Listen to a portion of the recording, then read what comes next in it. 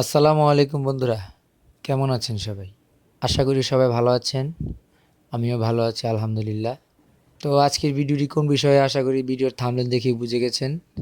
তবে শুরু করার আগে একটা কথা বলে রাখি, এই ভিডিওটি হচ্ছে যারা নতুন পিসি বিল্ড করেছেন, এখনও ভালোভাবে কোনো কিছু বুঝেন না, ফটোশপের কাজ করতে চান, তাদের জন্য। যারা বিগিনার বা প্রফেশনাল তাদের জন্য ভিডিও না, যারা নতুন একমাত্র তাদের জন্য ভিডিওটি।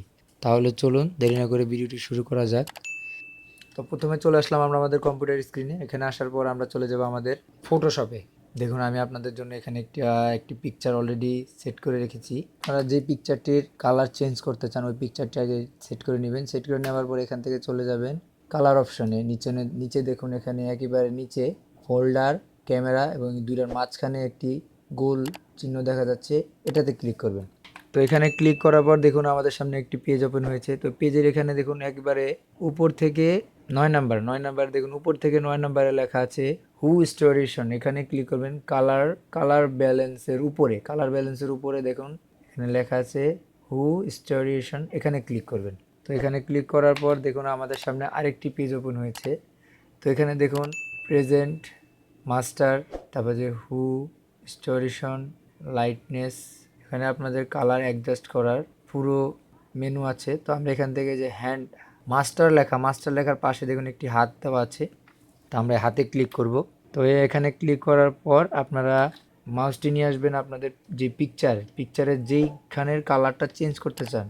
আমি যেহেতু এখানে এক কালারের একটি পিকচার নিয়েছি সেখানে, তো আমরা এই এক কালার পিকচারের শুধু ফটোর কালারটা চেঞ্জ করব। আপনারা দেখা গেছে এখানে মানুষের পিকচার থাকতে পারে, শার্টের কালার, প্যান্টের কালার, জ্যাকেটের কালার। তো আপনারা যেই জিনিসটার কালার চেঞ্জ করতে চান ওই জিনিসটার উপরে নিয়ে একটা ক্লিক করতে হবে। তো আমি যেহেতু মাঝখানে কালারটা চেঞ্জ করতে, ওখানে ক্লিক করলাম। ক্লিক করার পর আমাদের কালারটি সিলেক্ট হয়ে গেছে। সিলেক্ট হয়ে যাওয়ার পর আমরা এখান থেকে আমাদের কালারটি অ্যাডজাস্ট করে নিব। তো দেখুন বন্ধুরা, আমি আপনাদের দেখানোর জন্য কালারটিকে চেঞ্জ করছি। তো এখানে এইভাবে আপনারা আপনাদের ফটোর কালার অ্যাডজাস্ট করে যে কালারটা আপনার প্রয়োজন বা যেটা আপনার জন্য ভালো মনে হয় ওইরকম একটা কালার সিলেক্ট করবেন। সিলেক্ট করার পর এখান থেকে, তো আমি আমার কালারটি সেট করে নিয়েছি। সেট করে নেওয়ার পর এখানে যে উপরে দেখছেন অ্যারোর বাটন, তো আমি অ্যারোর ক্লিক করব। তো ক্লিক করার পর আমাদের কালারটি সেট হয়ে গেছে। এখন আমরা আমাদের মাউসটি নিয়ে যাব মুভ টুলে। তো আমরা মাউসটি মুভ টুলে নিয়ে গেলে আমাদের কালারটি সেভ হয়ে যাবে। তো দেখুন আমাদের কালারটি এখন সেভ হয়ে গেছে নতুন একটি লেয়ারে। তো তারপর আপনারা আপনাদের পিকচারটি সেভ করে নেবেন।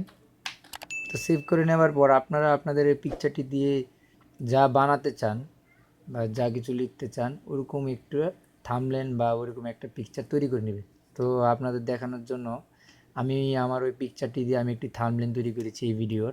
তো আপনাদের থাম্বনেলটি দেখাচ্ছি আমি। তো দেখুন বন্ধুরা, এই যে আমি ওই পিকচারটি দিয়ে এই থাম্বনেলটি তৈরি করেছি এই ভিডিওর। তো আপনাদের আগের পিকচারটি দেখাচ্ছি আমি। তো এটা হচ্ছে আমার থাম্বনেল বানানো পিকচারটি, আর এই হচ্ছে আমার আগের পিকচারটি। তো দেখুন বন্ধুরা, এটা হচ্ছে আমার নিচের পিকচারটা হচ্ছে আমার পরের পিকচার, যেটা আমি বানানোর পরে, আর উপরের পিকচারটা হচ্ছে আমার আগের পিকচার। তো আমি এখান থেকে কালার চেঞ্জ করে ফটোটির পুরো লুকসটাই চেঞ্জ করে ফেলেছি। তো আপনারাও এইভাবে খুব সুন্দর অ্যাডোবি ফটোশপ দিয়ে আপনার যে কোনো ছবির ব্যাকগ্রাউন্ড চেঞ্জ করে ভালো একটি থাম্বনেল বানাতে পারেন। তো যদি ভিডিওটি ভালো লাগে তো অবশ্যই ভিডিওটি একটি লাইক করে দিবেন, কমেন্ট বক্সে কমেন্ট করে জানান ভিডিওটি কেমন লাগলো। চ্যানেলে নতুন থাকলে অবশ্যই চ্যানেলটি সাবস্ক্রাইব করে পাশে থাকা বেল আইকনটি প্রেস করে রাখুন পরবর্তী ভিডিও সবার আগে দেখার জন্য। তো ততদিন সবাই ভালো থাকবেন, সুস্থ থাকবেন। আল্লাহ হাফেজ।